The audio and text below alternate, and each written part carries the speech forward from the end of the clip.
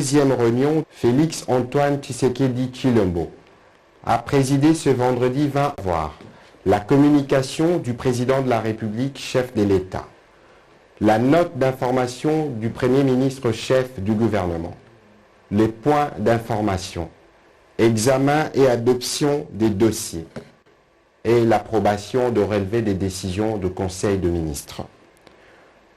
De la communication du président de la République. La communication du président de la République a porté essentiellement sur 3 points, à savoir 1. De la consommation d'une drogue dénommée Bombay. Le président de la République a attiré l'attention des membres du gouvernement sur ces phénomènes inquiétants qui sévit depuis quelques semaines et qui touchent la jeunesse congolaise. À Kinshasa, des jeunes s'adonnent à la consommation d'une drogue baptisée Bombay. Cette substance fortement toxique et dangereuse pour les cerveaux serait constituée à base d'un mélange des résidus provenant des tuyaux d'échappement, des chanvre, des fonds de teint et d'autres composantes. La toxicité de cette substance est actuellement étudiée par une commission spéciale du ministère de la Santé. Au Nord Kivu, il est également signalé la consommation d'une autre drogue tout aussi dangereuse, appelée Muvoke. Dans un contexte où le pays livre une bataille sans merci contre l'ennemi invisible appelé Covid-19, le gouvernement ne peut tolérer de voir la jeunesse, lésée de forces vives, se détruire inexorablement par des substances toxiques de ce genre. Le président de la République a donc invité tous les ministères sectoriels à tout mettre en œuvre afin de trouver des solutions idoines quant à la prise en charge et à l'encadrement de jeunes victimes de la consommation de ces substances dangereuses. Toutefois, a-t-il insisté, il convient de garder à l'esprit que ces phénomènes de société en appellent à la responsabilité collective de toute la nation. Le point 2 de la communication du président de la République a porté sur la protection de l'environnement.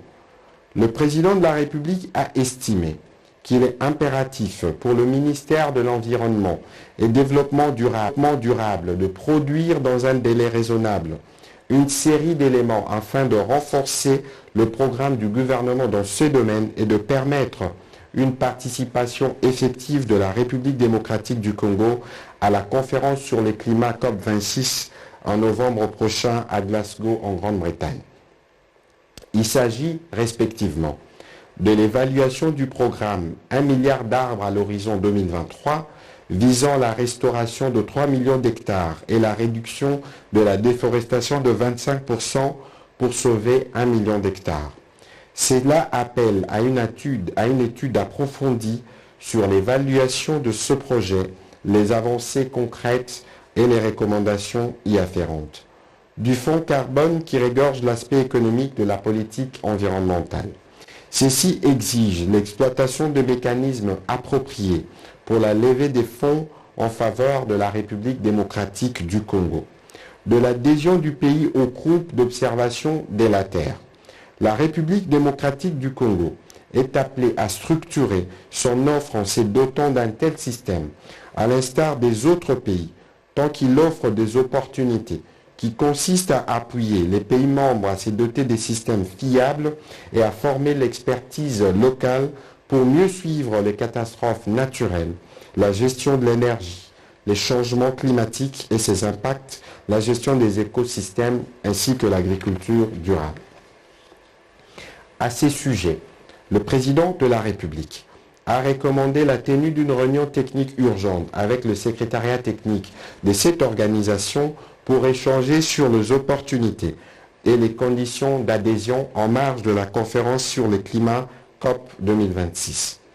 De la participation de la République démocratique du Congo à cette conférence, notre pays a pris un engagement ferme de contribuer à l'effort climatique global à travers sa contribution déterminée au niveau national à l'accord de Paris. Si le délai initial des dépôts était prévu le 31 décembre 2020, une rallonge avait été accordée au pays jusqu'au 30 juin 2021. Il y a lieu de connaître la situation de la RDC afin de permettre une participation effective du pays à ces assises. pour rencontrer les observations ci-dessus formulées par le président de la République. La vice-première ministre, ministre de l'Environnement et du Développement durable, a été invitée à prendre des dispositions nécessaires quant à ce. Troisième point de la communication du président de la République, chef de l'État, du dernier classement international relatif à la transparence budgétaire des pays africains. La République démocratique du Congo occupe la 13e place sur les 53 pays africains classés par les départements d'État américains en matière de transparence budgétaire, avec comme mention progrès significatif. Face aux progrès réalisés, le président de la République a présenté ses encouragements aux membres du gouvernement et à tous les services de la République commis à cette tâche. Le gouvernement a été invité à renforcer l'appréciation de la participation citoyenne tout au long du processus budgétaire. De cette façon, a soutenu le président de la République. Chacun va participer à l'amélioration de la gouvernance budgétaire en assurant une bonne affectation des ressources publiques en vue de privilégier l'intérêt général et d'impulser une incidence positive sur le bien-être quotidien de notre peuple. Prenant la parole à son tour, le Premier ministre intervenant spécialement après les mots du président de la République a tenu à féliciter le président de la République pour son élection comme vice-président de la Communauté de développement d'Afrique australe, SADC, en prélude à la présidence de cette organisation qui devra occuper l'année prochaine. Le Premier ministre chef du gouvernement a saisi aussi cette occasion pour rappeler aux membres du gouvernement les devoirs de réserve, l'esprit d'équipe, la solidarité et l'obligation d'exemplarité qui doivent le caractériser à tout moment dans l'exercice de leurs fonctions. De la Communauté de développement d'Afrique australe tenue à Lilongwe au Malawi et sa désignation au poste de vice-président de cette organisation régionale. La présence depuis le 14 août 2021 d'un groupe de forces spéciales américaines de l'unité spéciale antiterrorisme dans le cadre de la coopération militaire République démocratique du Congo, États-Unis d'Amérique. Des réactions et commentaires en sens divers au sein de l'opinion sur la nouvelle tarification d'avion des vols domestiques publiée par le ministère de l'Économie.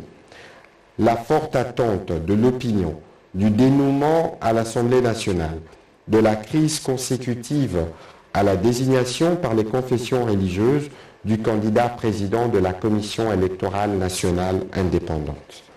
Poursuivant sur ce chapitre, le ministre de la Défense nationale et ancien combattant a présenté au Conseil une situation sécuritaire qui demeure relativement calme et sous contrôle des forces armées de la République démocratique du Congo. Les opérations militaires se poursuivent dans la partie Est, particulièrement dans les provinces de l'Ituri et de Nord-Kivu, placées sous état de siège. Il a exprimé l'optimisme du gouvernement quant à l'atteinte de l'objectif final recherché, à savoir mettre hors d'état de nuire les ennemis actifs dans cette partie du pays depuis près de 25 ans, ramener la paix, la stabilité et la sécurité. Sur le terrain, les forces armées de la République démocratique du Congo ont pris et mettent en œuvre les dispositifs suivants: la poursuite des opérations militaires en profondeur dans les zones rouges, les renforcements des dispositifs de renseignement opérationnel par l'acquisition des drones tactiques et les recours à des avions de reconnaissance, le bouclage de la formation du bataillon de combat en jungle qui attend l'équipement pour son opérationnalisation.